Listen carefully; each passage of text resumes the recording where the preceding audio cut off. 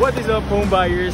So for today, nandito tayo ngayon sa M. Paterno Corner, J. Ledesma Street in San Juan City, kung saan makikita natin si Mango Tree Residences na for turnover na this 2024. So with this project guys, bibigyan ko kayo ng dalawang trivia. Una, alam nyo ba na itong buong lot na to ay pagmamayari before ng mga Aranetas or the Araneta family?